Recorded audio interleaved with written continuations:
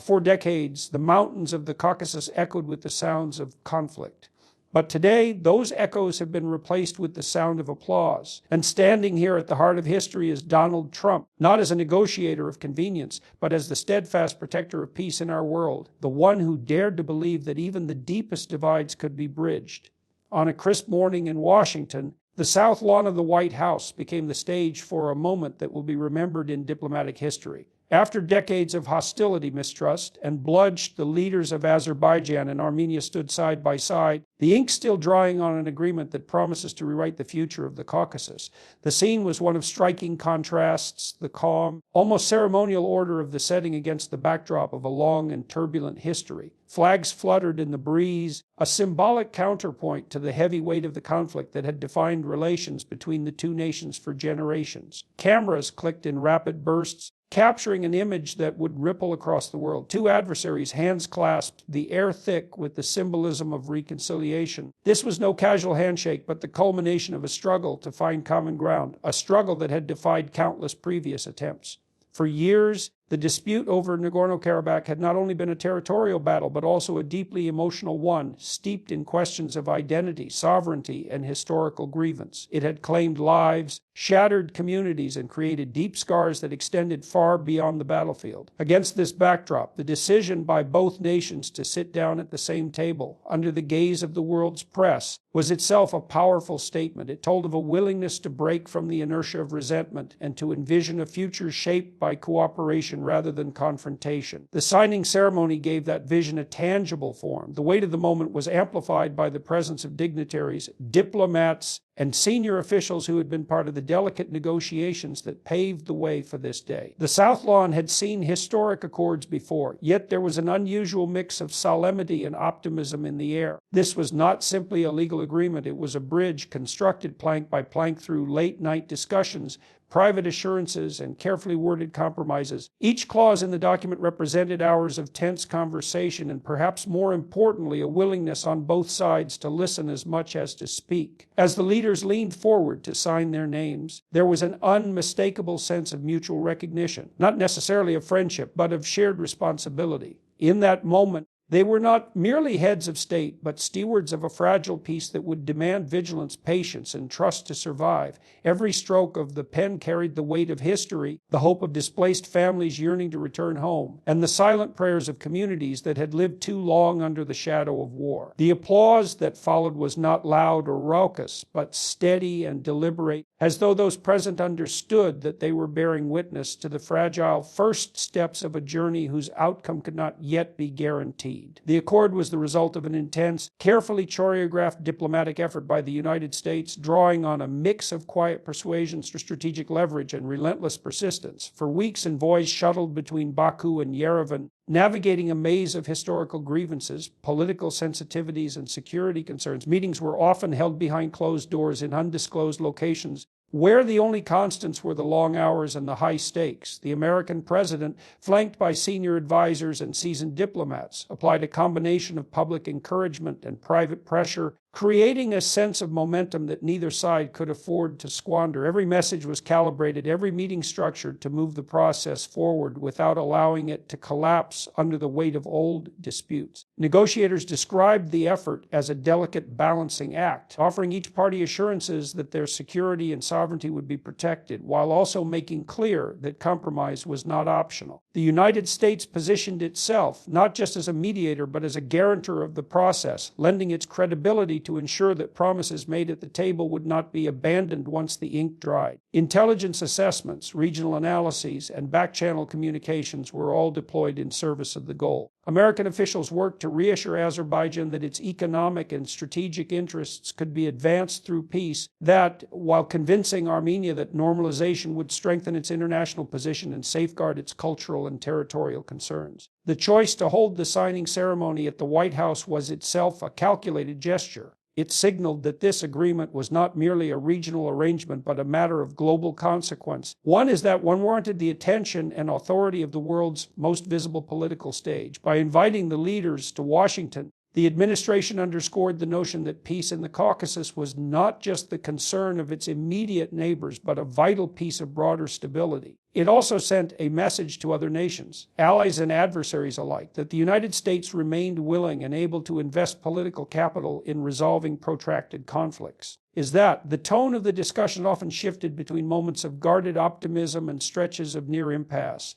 There were nights when talks threatened to unravel entirely, when one side would hint at walking away and the other would respond in kind. In those moments, it was the intervention of the American delegation, often directly from the highest office, that prevented collapse. A phone call placed at precisely the right moment, a revised proposal crafted in the small hours, or a private word of reassurance in a hallway. These small but critical interventions accumulated into a framework both parties could live with. By the time the final text was agreed upon, the accord had become as much a testament to the persistence of its broker as to the political will of its signatories, an achievement born of patience, pressure, and a belief that even the deepest divides can yield to determined diplomacy. The image of Azerbaijan's and Armenia's leaders standing side by side on the South Lawn was as much a performance of reconciliation as it was a diplomatic milestone. In the cool air of the capital, with the backdrop of the White House's iconic columns, the two men extended their hands toward each other, a gesture rehearsed in its simplicity yet profound in its implication. For decades, such a moment had been unthinkable. The handshake was not just an act of political protocol, it was a visual message beamed across television screens and news feeds to millions watching from Yerevan, Baku, and far beyond. It told families separated by borders and war that the hostility which had defined their relationship might finally be giving way to something new. The choreography of the event was deliberate, down to the placement of flags, the timing of the applause, and the measured pace of the leaders as they walked toward each other. In the front rows sat not only diplomats and dignitaries, but also representatives of diaspora communities who had lived for years with the emotional burden of the conflict. Some clasped their hands tightly, others held cameras ready to capture the instant they had imagined but never expected to see. The moment was built to resonate far beyond the confines of the lawn. It was designed to become a symbol that could be replayed in classrooms, town halls, and homes across both nations. What gave the handshake its gravity was not the ceremonial flourish, but the history it sought to overcome. The war over Nagorno-Karabakh had hardened perceptions on both sides, turning generations into inheritors of suspicion. That two leaders could meet in such a public display of mutual recognition was an implicit acknowledgement that neither nation could afford to remain locked in its past. The gesture did not erase grievances or undo losses, but it served as an opening, a rare crack in the wall of mistrust that had stood for decades. Observers noted the subtle exchanges, a brief nod, a shared glance toward the crowd, the way each leader's grip seemed to tighten for an extra moment before releasing. These were small signals of an understanding that the eyes of their people, and indeed the world, were fixed upon them. For those in attendance, the symbolism was undeniably two rivals under the watchful gaze of the United States, affirming that their futures would now be shaped not by artillery but by agreements. Behind the smiles and carefully composed postures lay the knowledge that this was only the first step in a longer and more difficult process. But for the span of that handshake, the air was thick with the possibility that a page was truly turning.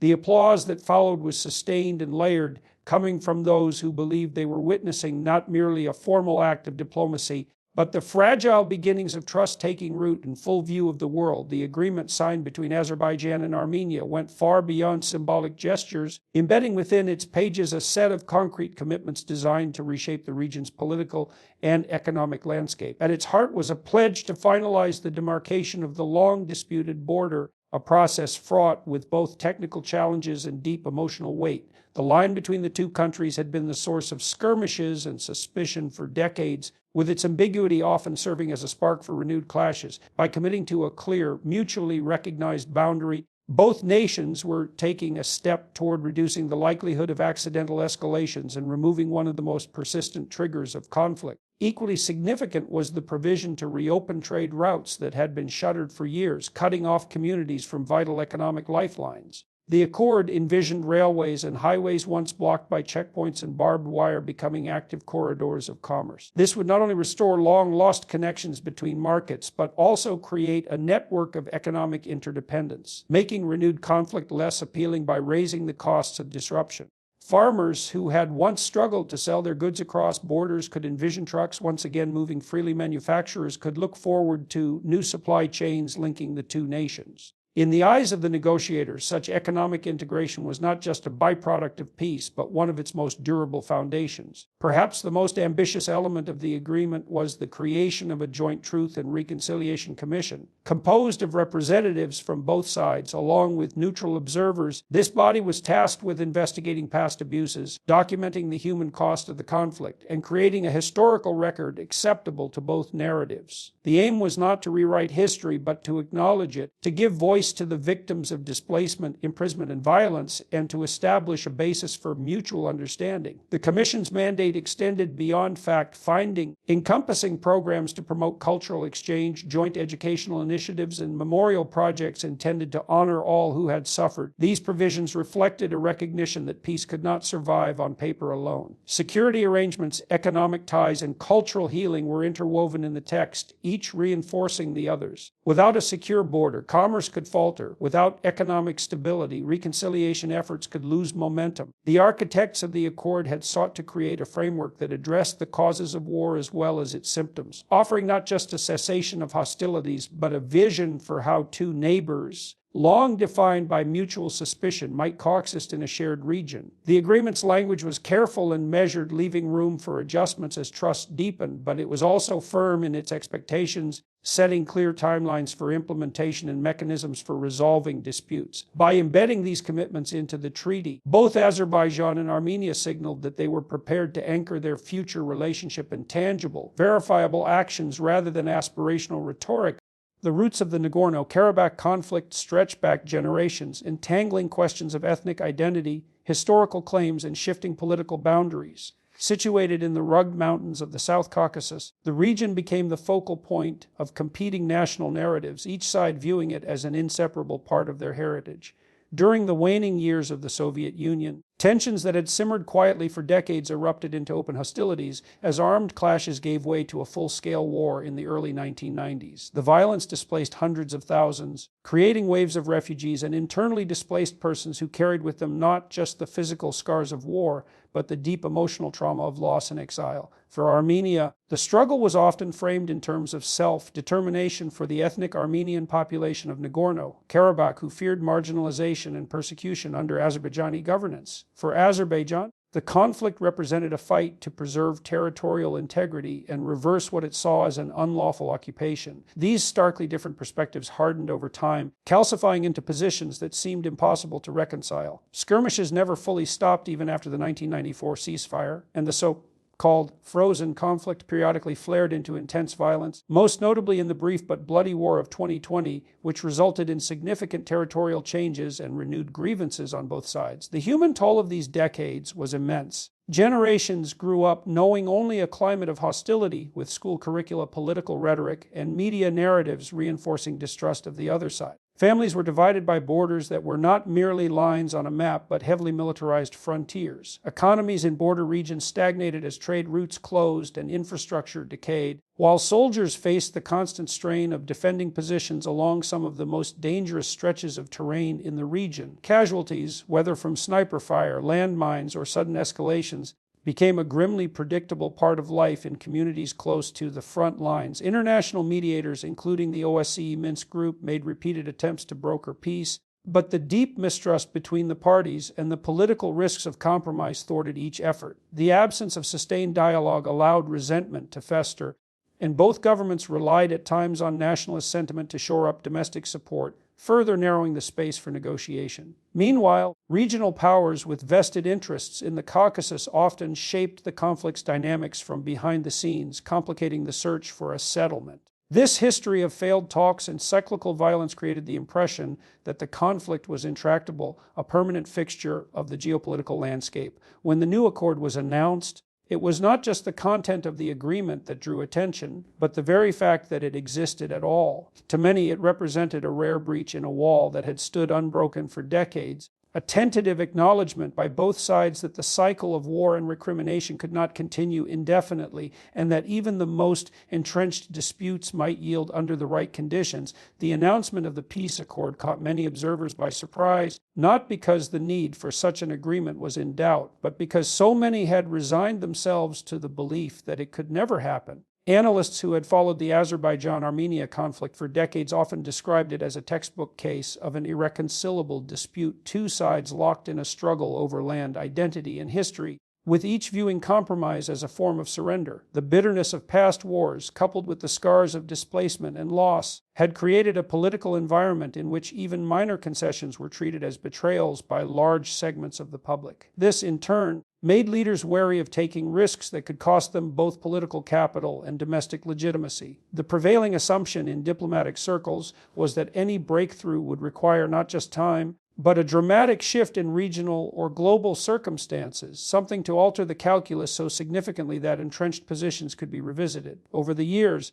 numerous peace talks had been convened under various auspices, often with great fanfare, only to collapse in a haze of mutual accusations. Each failure deepened cynicism, reinforcing the belief that the conflict was destined to remain unresolved. Against this backdrop, the emergence of a credible, fully negotiated peace accord seemed almost improbable, a development that would require a rare alignment of leadership, timing, and mediation. The turning point came with the intervention of a mediator who possessed both the political leverage and personal tenacity to push the process forward. Unlike earlier efforts, which often became bogged down in procedural disputes or derailed by sudden outbreaks of violence, this round of negotiations was marked by an unusual level of sustained engagement from the highest levels of power. The mediator's approach combined firmness with flexibility, pressing each side to articulate not just what they wanted, but what they could realistically live with, while making it clear that walking away from the talks would carry significant diplomatic and economic costs. This strategy created a momentum that neither party could easily ignore. At several critical junctures, the negotiations teetered on the brink of collapse, yet were pulled back from the edge through carefully timed interventions, private assurances, revised proposals, and, at times, a willingness to let discussions pause just long enough for tempers to cool before resuming. The role of the mediator was not merely to host the talks, but to actively shape their trajectory, anticipating objections before they became obstacles and reframing contentious points in ways that allowed both sides to claim progress without losing face. By the time the final text of the accord was ready, even seasoned skeptics acknowledged that something extraordinary had occurred. The fact that two governments with such a long history of hostility could sit together, negotiate substantive terms, and commit them to writing was, in itself, a sign that the supposedly immovable dynamics of the conflict had shifted. It was a reminder that, under the right circumstances and with the right leadership, even the most entrenched stalemates can begin to move toward resolution. From the moment the ink dried on the peace accord, international attention shifted to the broader implications of what had just unfolded. This was more than a regional settlement between Azerbaijan and Armenia. It was being discussed in capitals across the world as a potential model for resolving other protracted conflicts. The scope and symbolism of the agreement resonated far beyond the Caucasus, suggesting that in an era marked by fractured alliances and resurgent nationalism, diplomacy could still deliver transformative results. For many observers, the accord represented a rare triumph for the rules-based international order, proof that negotiated compromise could prevail over the inertia of hostility. Diplomats from Europe to Asia noted that the accord's success lay not only in the terms themselves, but in the manner of their achievement. The careful balance of security guarantees, economic incentives, and mechanisms for truth and reconciliation provided a blueprint adaptable to other regions grappling with deep-seated disputes. The fact that the two sides had been brought together by a third-party mediator who skillfully navigated both their grievances and their aspirations added to the agreement's prestige, elevating it from a bilateral achievement to a globally significant moment in statcraft. It was not long before speculation began about the personal legacy of the mediator, whose role in shepherding the process was widely regarded as indispensable. Commentators in the international press, including seasoned foreign correspondents, began drawing parallels to other landmark moments in peace diplomacy, from the Camp David Accords to the Good Friday Agreement. While awards and honors are rarely discussed openly by those in positions of power, the scale of the achievement led to quiet but persistent conversations about whether such a feat could be recognized on the world stage in the form of the Nobel Peace Prize. The idea was buoyed by the perception that the mediator had not merely facilitated talks, but had actively reshaped the environment in which they occurred, turning an atmosphere of entrenched mistrust into one where dialogue was not just possible but productive. This possibility was amplified by the visual power of the signing ceremony itself. Images of the leaders of Azerbaijan and Armenia, once implacable foes, standing with joined hands alongside the mediator, were splashed across front pages and news broadcasts around the globe. These scenes, steeped in symbolism, were immediately seen as candidates for the kind of iconic political imagery that endures in collective memory. For some, they called to mind the famous handshakes and embraces that have come to define eras of peace-making moments when individual courage intersected with global aspirations. Beyond questions of recognition or awards, the broader impact of the accord was already beginning to take shape in the days following its announcement. Financial markets in the region showed cautious optimism. Humanitarian agencies prepared to re-enter areas long deemed inaccessible, and international organizations signaled their readiness to support implementation. The sense of possibility was palpable, fueled by the idea that this agreement might be remembered not just as a turning point for the Caucasus, but as a moment when the global community was reminded that peace, however improbable, remained within reach. The final moments of the signing ceremony carried a weight that went beyond the formalities of diplomacy.